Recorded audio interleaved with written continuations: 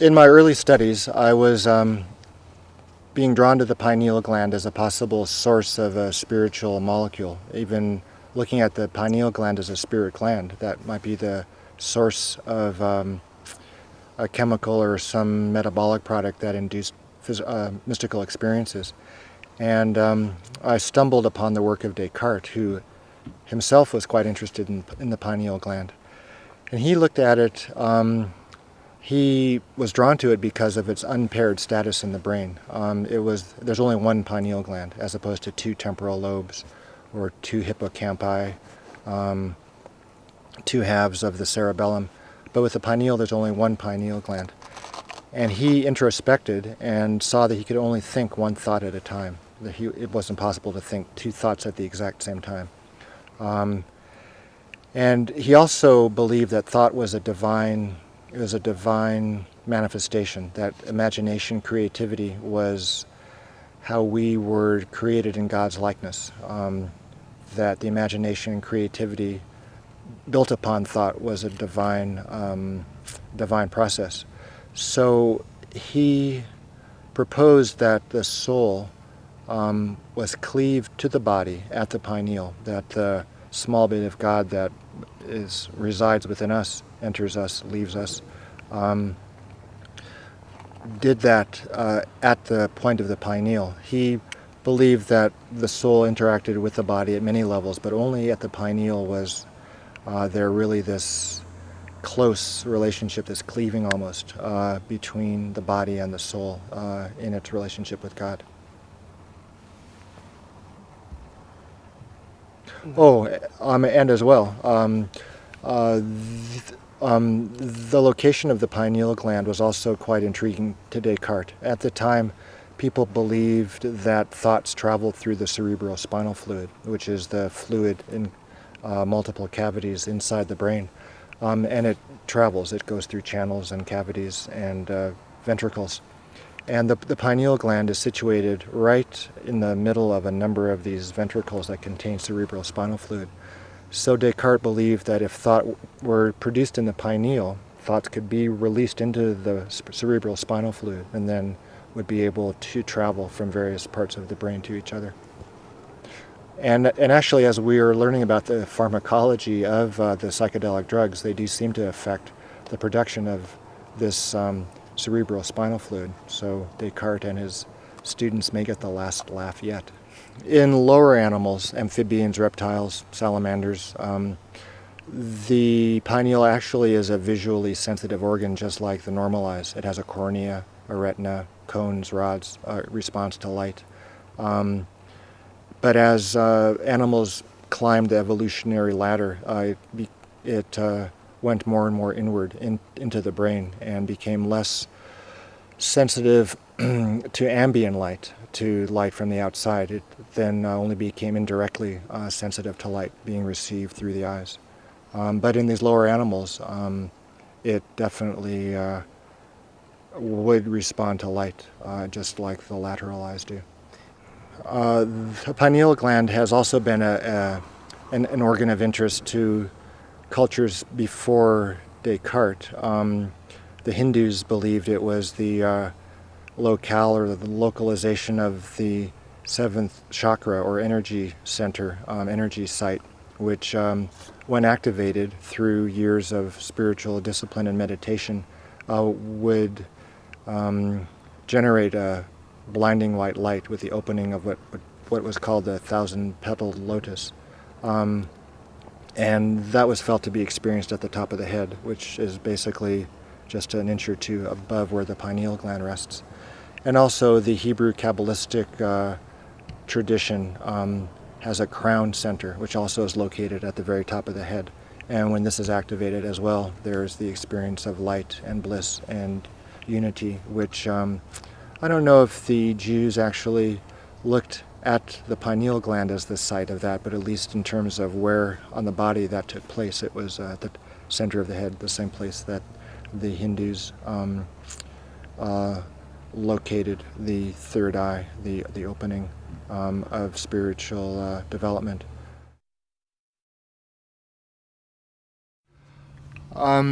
Well, I was drawn to the pineal gland as a possible source of a site where the brain may produce naturally occurring psychedelic experiences such as near-death and mystical states. I was drawn to it because of its role in lower animals as a third third eye, as it were, as a third eye, and in those lower animals, such as amphibians, reptiles, and the like, it actually is a visually sensitive organ. It has a retina and a lens and the same sorts of cells that occur in a normal eye. So there's a lot of mystical literature about the most advanced level of mystical experience or spiritual development occurring at the top of the head, which is more or less the location of the pineal in human beings. And also the relationship of light to the pineal also drew me to study it as an inner third eye, as it were. I thought that there might be a relationship between the experience of light, which the pineal is sensitive to, outside light, and the inner experience of light that is described by mystics throughout the ages as a sign of having attained the peak of spiritual development. So I began learning as much as I could about the pineal gland and found out a number of fascinating aspects regarding its development and its function. The development of the pineal, it's actually not a part of the brain. It develops as an outpocketing of the roof of the mouth in the developing embryo, and then it slowly migrates up into the center of the brain. So even though it's right in the middle of the brain, it's actually not part of the brain tissue. So that was an interesting thing. And as time has gone on, I've been hearing about people being quite interested in that part of the roof of the mouth as an area of extreme sensitivity. It's a place which is activated in the suckling infant, and there seems to be the release of certain sorts of hormones in the infant as a result of nursing and that part of the soft palate being stimulated. Also, I've been hearing from people that practice breathing exercises in yoga that there's a lot of attention placed to that part of the soft palate and the movement in and out of the breath. But in any event, there were also some interesting parallels in the development of the pineal that drew me to it. The first indication of pineal tissue in the developing human fetus is at 7 weeks, or 49 days. And the 49-day period is also that time in which the first distinction between male and female gender takes place. So the more I learned about melatonin, which is the primary hormone of interest of the pineal, it has an anti-sexual sort of role in human beings and in lower animals as well. In most cases, the more melatonin is there, then the less possible it is one is able to reproduce or breed. And in human puberty as well. There are high levels of melatonin that then precipitously will drop at puberty. So there seemed to be some antagonism, some competition between the pineal gland and the gonads, the sexual apparatus. So with the tension that exists, at least in some people's mind, between spirituality and sexuality, between the preservation of the species and one's own inner development, there seem to be some parallels, some biological parallels or correspondences between the biology and the more metaphysical sorts of phenomena. One other aspect that was really fascinating about the pineal was the issue of the 49 days. And the more I have a long-standing interest in Buddhism, and as I was reading about theories of what happens to the soul after death, particularly within the Tibetan Buddhist tradition, their Book of the Dead, they talk about a 49-day period that elapses between one person's death, or the leaving of that soul from that person's body, and the reincarnation of the soul into its next incarnation. So it was almost a signature of time. There's some kind of relationship of time between the development of the pineal and the gonads in the human fetus at 49 days, and the amount of time required between one person's between the exit out of the body of one person's soul and the entrance into the next person's body. So I began speculating sort of wild-eyed manner, but still it was theory, and you can think whatever one wishes, as long as it doesn't hurt anybody, that perhaps one of the things that takes place in the transmigration of souls is that it's not possible for a soul to enter a human fetus until there is a pineal gland at 49 days. And perhaps if the pineal were creating or synthesizing some psychedelic compound, then maybe there was the production of DMT marking the movement of the soul into that fetus or that embryo only at a time at which it was possible for the soul to make that entrance, almost like the pineal might be a lightning rod or an attractor for the soul, a biological attractor.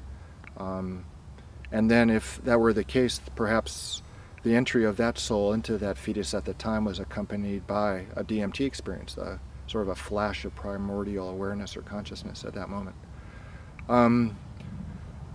These were fairly high or fairly far-ranging speculations, and obviously this isn't something you would ask the government to help fund, but I wanted to see if any of the theories might hold, and the first place for that to begin was, what are the effects of DMT? If you give a large dose of DMT to people, would they experience things at all similar to the states of mind that I was speculating are mediated by high levels of naturally occurring DMT? After the discovery of melatonin, I think in 1947 or so, there was a resurgence of interest in the biology of the pineal, mostly through the function of melatonin. And as I was mentioning earlier, the main arena in which that's been investigated has been that of reproductive function. But there's a lot of loose ends about what the pineal is doing exactly where it is in the brain that really aren't adequately explained by a purely melatonin hypothesis of pineal function. So there's a lot of things that would be elucidated more clearly if the pineal also had the function of producing a spiritual molecule or a psychedelic molecule too. The function of the pineal was discovered or started to be clarified when scientists were performing studies of the effect of light and of darkness on the ability of an animal to breed. And it was discovered that if you kept an animal in constant light, that an animal was able to breed. It could conceive and carry to term. If you kept an animal in constant darkness, then they were not able to breed or conceive. And when looking for a way in which that was taking place, scientists looked all over the brain for where things were changing in response to constant light or constant darkness. And they found that if you kept an animal in constant light, that the pineal gland would shrink. And as a result of shrinking, it wouldn't be able to produce enough melatonin. Less melatonin, an animal could breed because of the anti-reproductive effects of melatonin. If you kept an animal in constant darkness, the pineal got larger and larger and produced more and more melatonin. And the more melatonin there was, then the less capable an animal was of breeding. The relationship between the increase in the pineal gland's function and size is an interesting finding because of what's been described for centuries in certain meditative traditions, that if you keep if you put a person or you enter a cave for days and days on end, that you begin experiencing visions. And if there's any relationship between the pineal and DMT, which I believe there is, then with a larger or more active pineal, then there may be more DMT released, which then may mediate some of the visions that accompany prolonged isolation in a dark cave like that. It's been known the brain and the body produce beta-carbolines such as harmine, harmaline. There's one called pinealine, which a colleague in Finland, Jace Calloway, discovered. And Dr. Calloway has proposed a relationship between pinealine and dreams. If pinealine is made by the pineal, an interesting aspect of pineal function is that it's most active in the middle of the night, or between 2 in the morning and 4 in the morning. And there seems to be more pinealine produced at that time in animals that have been studied. So the effect of pinealine as a beta-carboline would be to increase the effect of DMT. It would allow whatever DMT was being normally produced to linger longer, to have more effects, to stay around, to produce more intense visions. So if there is any DMT, even not made in the pineal, even just made in the lung and the blood, which is another source of prodigious amounts of DMT, if the pineal was producing a chemical that prolonged the effects of DMT, then that would indirectly, in a way, produce a high-level DMT experience, which Dr. Calloway believes may be involved in the dreaming process. The fact that the pineal makes a chemical that prolongs the effect of DMT is a remarkable coincidence. It's almost like the pineal is a little factory making ayahuasca all by itself. In terms of the biological effects of DMT, most of the scientists that have studied it believe that the effects of DMT are mediated by effects on the receptors for serotonin that exist in the brain. And there's a number of areas in the brain that have serotonin receptors, brain sites involved in motor function, sexuality, perception, thought, emotions, and a number of the brain sites that serotonin affects are also those to which DMT attaches. And in general, the effects of a neurotransmitter are to just allow communication between individual nerve cells in the brain and among each other. There's a little space between nerve cells in which a neurotransmitter is released, and then it travels across that little gap to the adjacent nerve cell. And by means of that process, communication is established among and between all of the cells in the brain. It's not quite certain yet if there are DMT receptors that aren't also serotonin receptors. That was an area of study some years back, but it's fallen by the wayside. There are receptors for serotonin on the pineal, and there's huge amounts of serotonin in the pineal. It's probably the highest concentration of serotonin anywhere in the brain occurs in the pineal. And if serotonin is an intermediary step, so if it's one of the ingredients in the production of natural DMT, then that would also strengthen the circumstantial evidence that the pineal is capable of producing enormous amounts of DMT. In the studies that we did at the University of New Mexico, we gave DMT intravenously. And we chose that way of administering it because it was a certain thing that people would get the full dose. And the previous scientific studies of giving DMT from the 50s and the 60s gave it intramuscularly, which wasn't really a satisfactory way of administering it according to our volunteers. It didn't give quite the full rush of effects that they were expecting. So we gave the drug intravenously. And in that case, there was a robust and a pronounced increase in blood pressure and heart rate. So acutely anyway, immediately giving a big dose of DMT that way could be potentially dangerous if somebody had high blood pressure or some kind of pre-existing heart disease. In our volunteers, we made certain to screen out anybody with any history of high blood pressure or heart disease.